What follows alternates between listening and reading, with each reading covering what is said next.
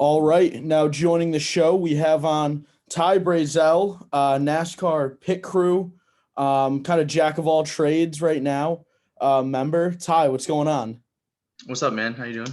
I'm doing good. I'm excited to get you on, especially to talk about a topic at least I'm not like super familiar with NASCAR, but um, your dad, he's been on the show before. I reached out to him about getting you on. He seems super proud. He's always posting about you with all the stuff you're doing. It seems wicked cool. So I definitely wanted to talk about just kind of the life of a pit crew member and what you guys kind of do. So I'm happy to get you on.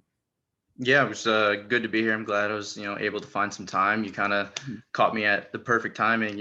Got like a little bit of time here and there before I'm out on the West Coast for the next like 3 weeks. Awesome, awesome. So, what are you guys heading? Obviously for a race, but what race specifically are you guys heading out to the West Coast for? So this upcoming weekend will be in Fontana, California, Hmm, and then next weekend will be Vegas, and then the weekend after that will be Phoenix. that's pretty sweet. It's a good little stretch for you right there. Yeah, nice little 3 week swing. Now, how does when you guys go out for a race, especially you're gonna be out there for 3 weeks, you're going to three different cities. What is the you've got race day? What do the other days look like? Taking out travel days, the days in between where you're in Vegas or you're in Phoenix. What will that kind of look like? So this will actually be kind of like my first, like other than this past week at Daytona, but my more or less like first taste of their normal like race procedure, just because I started as like a little internship deal last fall for like the last 2 months ish, so like the last 9 races, but they were still kind of in their COVID protocol deal where they weren't Okay, really doing like practice or qualifying. It was kind of just show up, go through tech inspection, and then race. gotcha. Um, but now it's, you show up. Um, Generally, you have like practice one day or something like that. You'll go in the shop, work, do whatever little adjustments you need for a couple hours, go out, run a couple practice laps. That's usually maybe just under an hour or so. Come back into the garage during practice, or, make a little adjustments you need, kind of test out what works, what doesn't. Then practice will end, and that's generally kind of the end of that day. um, Depending on how long, depending on how long they have kind of before the race, they might do a day or two of it, they might do one day of it. And then generally, the day after you have your practice, a lot of times you'll go into your qualifiers. Okay. Generally, these are like just, single car. Your one car will go out. They'll do basically 2 laps. They'll come off a pit road, Hmm. do their 1 lap to kind of get up to speed and, get out there. And then their second lap will pretty much be for time. Okay. And essentially, trying to just fastest time out there. Yep. And that pretty much just arranges the pole positions and whatnot. And a lot of times there's a cap for the race, so if only 40 cars can race, but like 44 show up Hmm. qualifying, we'll get rid of those, 4 cars will go home after that. Gotcha. And then basically, you have your qualifiers. After that, your car pretty much gets like impounded, gets put back in the garage, can't touch it, Hmm. do whatever, pretty much go home, garage closes. And then generally either later that same day or the next day, you'll come back, open the garage up, um, and then pretty much get ready for race time. And then, you'll Nice. go through tech or inspection, sometime a couple times, maybe once before practice, once before qualifying. And then after qualifying, you generally don't need to go through tech again. It's kind of just last minute. NASCAR will come by, make sure everything's good, watch you, push your car out, do all that deal. And then it's race time. Okay, so before you got into, so you said like this job kind of started as an internship for you, and rolled into what you're doing now. How much were you into NASCAR beforehand? Like was this Not at all, honestly. okay? Like what was so when? How did this kind of become a thing that you all just applied for the internship? Like when did this all roll into kind of a career for you now? Honestly, so funny enough, it was like freshman year of college. My dad actually found this like Drive for Diversity program, which Mhm. is basically trying to get more.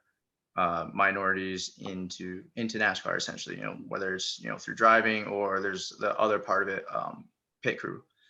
And so I kind of looked at that. It ended up being a thing where, like if I got selected for it, I'd be gone for the next forever. So I had to kind of wait until end of senior year to really apply for it. So I applied for the pit crew because I really want, that seemed interesting. Been sports my whole life, be something cool, something better than sitting at a desk every day, doing stuff like that. And so I basically applied through that to come through the pit program.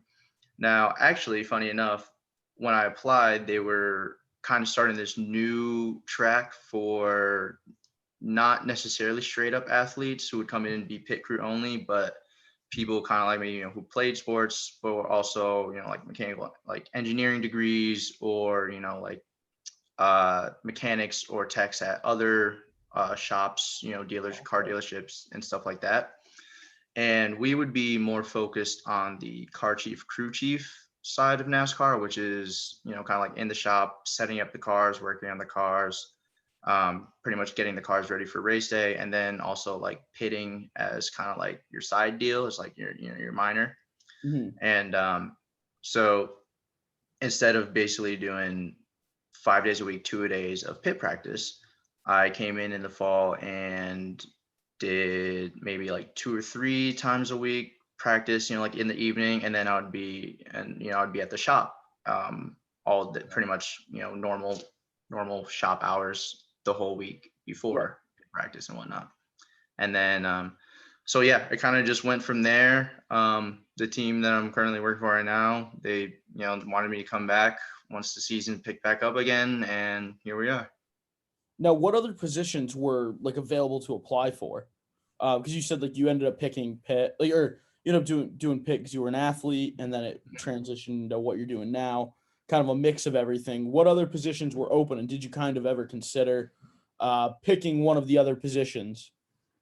I mean, other than coming in and trying your hand at being a pit crew, the other thing was like a driver.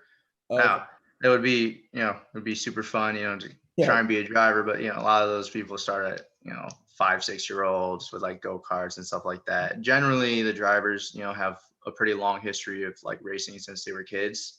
And, that just wasn't super viable for me. Gotcha. Now, so how do crews work? Is it like one crew is assigned to one driver throughout a season, or do you guys bounce around to other drivers through a season? So for like the much bigger teams, like your Penske, your Hendrick, Joe Gibbs and all them, generally each crew kind of has, one driver, like their one driver will have this car number, and they'll pretty much be working with the same like crew chief, same pit crew, same people throughout the year.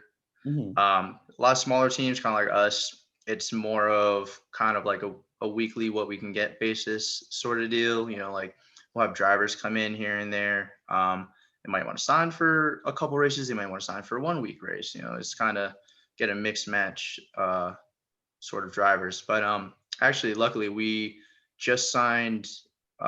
Had one driver sign up to run like the full-time Xfinity schedule, JJ Yaley. So we'll be pretty much working with him the rest of this year for Xfinity.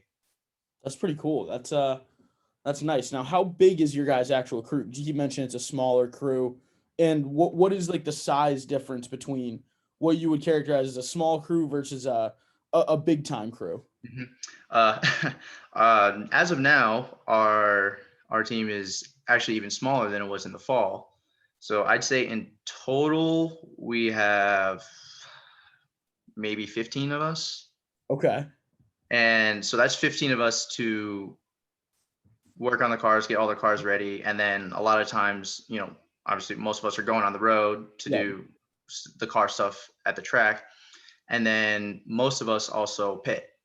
As of right now, we don't have a jackman really anymore. So, and I think one of our changers is kind of, we're still kind of need a changer here and there. So we don't quite have a full pit crew's worth right now anymore. So that's basically us. And then a bigger team, you'll have maybe 10 or 15 people just working on the car, and then you have your separate pit crew, and then you might have a separate road crew Okay. versus like, you're the guys at the shop that stay in the shop all week, Yep. and then your road crew that goes out with the car to the track. And yeah, so like kind of just to put it into perspective, at the Daytona test for the new cars, the next gen cars, like beginning middle of January-ish, it was basically just us for our one car, and we had 8 of us there, which was pretty much our whole shop at that point. Yeah. And versus the guys in the garage stall next to us had about 20 engineers just sitting at tables on their computers looking at, analyzing data and stuff for their car that came out when I was and those are just the engineers analyzing the data. And then they had, another maybe 5-6 people that worked on the car when it came in, and made adjustments and all that stuff. So That when you were saying small crew, now that you explain it, 15 does it when you can put that in comparison to the engineers, it's not a lot when you've got 8 guys compared to 20 engineers. But I thought you were gonna say, yeah, we've got like 5 or 6 guys. I didn't realize like the magnitude of like what the crews actually consisted of. But that's the 20 engineers thing. That's just absolutely wild because I'll just watch the races occasionally. You don't think about all of you think about the pit crew because you see that come through, but you don't think of anything else really that goes along if you're a casual fan of NASCAR, which that engineer thing just blows my mind. yeah. That's crazy. That's so Daytona is kind of like the holy grail, like the Super Bowl of NASCAR. At least that's what it seems like. How was that experience for you? It was pretty cool. I'd never really been there before. Big track, kind of sucks here and there, push pit boxes and stuff up and down pit road. But I mean, other than that, it was pretty cool. It was, new experience. I'll have plenty of those. There's plenty of tracks that I haven't been to yet. Mhm. I mean, if you ever get the chance, I would definitely go. Yeah, it seems awesome, like a great experience. Um, Now, did you have, obviously you played sports in college and high school. Like you have that wake up moment, like that welcome to college moment in a sport. Mhm. Did you ever have that wake up, like this is NASCAR or this is racing moment for you? And if so, when did that happen? I think I'd say I had maybe like one or two. One being in the shop. There's definitely been a couple times where it's crunch time. There aren't a lot of us, and we're working, till like midnight for a couple of days straight, trying to get the cars and stuff ready. And that was just like, God, yeah. Yeah. I hope I don't have to do this every week type deal, but this is racing. You got to get it done. Mhm. And then last year, like in the fall, I was lucky enough to kind of get as my one kind of like more or less my first outing, just get thrown over the wall in Phoenix, which Okay. was like the championship race for Cup or whatever. It was just kind of like, we had a second car. It was just kind of, we're gonna run it for, we weren't gonna run the whole race for it, but we are gonna run maybe a stage or two, something like that. Just go out there, do what you need to do. Just get, that doesn't need to be super quick or anything, but just go and do what we need to do for pit. And yeah, so that first time he came in, I was just kind of like, man, you kind of get that feeling of like right before a game and all that stuff. And it's just like, wow, this is crazy, Yeah, especially with all the fans being there and whatnot, and being pretty much my first time. It's a pretty surreal experience. that's crazy. Now, how much does you staying in shape have to go into this job? Like, how much do you prioritize that, or is that not a huge thing that goes into it, or is it super important? I would definitely say just because a lot of our time is like, because we're doing both shop stuff and pit crew stuff, a lot of our time is definitely spent more in the shop doing, car setup and whatnot and all that. Definitely try and get to the gym, stay in shape sort of, when we can. Granted, time is, scarce. Mhm. But as far as if being full time pit crew, that's all you do. it's definitely a good idea to stay in shape. I've even during practice, after like three live stops of practice, you start to feel it a little if you're not doing it Mhm. every day. Now, did you feel that, like, did you kind of realize that immediately once you got into your internship, and then when it rolled over to a job, like, at what point did you realize that was going to become an important thing? I mean, I kind of had in my head that it was definitely something to keep doing. Even once I started, just here and there, at least trying to stay in some sort of shape. Don't There's no need to just stop completely because at some point you need it going over the wall and whatnot. And even not even then, it's just a good break from not doing anything and not being super active and being in the shop all day. Gotcha. Yeah, so you just mentioned, free time for you is scarce. In that free time, what do you kind of do to unwind from the intensity of working on the cars and being in the shop all day? Uh, Either some video Mm. games, watch some TV or something. I don't really have too much time to, really like go out and do stuff. It's more of just kind of like come home, tired, eat, shower, and then just unwind for a couple hours before you got to go to bed to wake up and do it again. Gotcha, gotcha. So like you mentioned before, you were a college athlete. If you're an athlete, you listen to music, you try to pump yourself up before games. Is there any like pre race rituals that you've kind of developed? Any music you listen to, anything to that sorts yet? Not really, actually. It's kind of just still getting into like the pre-race routine, just getting used to still getting used to going through tech, doing, everything that we need to do to get through tech. Mhm. We might have a couple minutes of downtime here and there between like tech and practice or, tech and qualifying or qualifying and race time. But even that's usually kind of filled with doing little things here and there.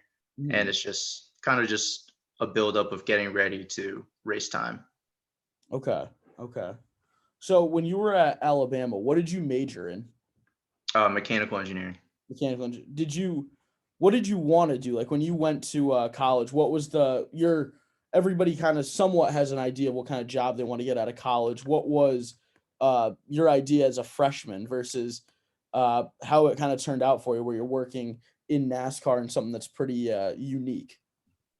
It's kind of somewhat similar. I'd always kind of wanted to go into doing something with either cars or motorcycles. Mhm. I didn't necessarily want to be kind of like you're just your everyday mechanic. That I wasn't really like a big shop guy, so like being in the shop for super long was always kind of like, like I'll do it, but it wasn't really what I liked. Funny Mhm. enough, that's what I'm pretty much what I'm doing now. Yeah. But yeah, I don't know. It just kind of went from an idea of all those the cool shows like West Coast Customs and like Garage Monkey and all that stuff, and then just seeing other stuff for just like cool like videos for like motorcycle like moto vloggers and whatnot. It was kind of like I kind of want to do something along those lines. I wasn't 100% sure, and it kind of just worked out this way. Kind of just came into this. It's pretty cool. It's pretty cool.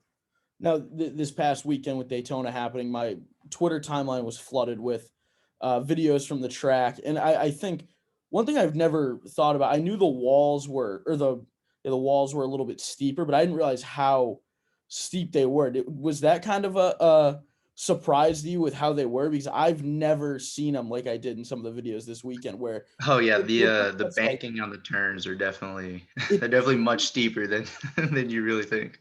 That's absolutely nuts. I never like I knew that it had to be somewhat like that, but just for it's pretty much just like another wall, like you're driving sideways. That's wild. Yeah, yeah, you got to keep pretty much as much force pushing down on the cars to keep the traction to Yeah, continue going, 180 miles around 180 miles an hour around that track. that's crazy. Now, with you guys working with so many different drivers, do you currently have a favorite driver in NASCAR right now? Maybe one that you've worked with or one that maybe you're just a fan of in general? Not really, but the one that just signed up to drive the year with us, JJ Yaley, we worked with him a couple times in last fall. And then, obviously this past weekend, he's a pretty cool dude. Mhm. And then Timmy Hill, he's a really good guy. He also does truck races. He has a Oh, truck team. So like he drives for us pretty much. Like I would say he's one of our more consistent drivers. Like he'll be in there maybe every other week, if not every week, sort of deal. If we don't have anybody coming in like, oh, got huge money, bring it in, sponsor, be like, hey Timmy, you want to drive, sort of deal. And so he kind of helps us out with that. And then sometimes a lot of times we'll go over and pit his truck team, so it kind of yeah, works out. that's cool.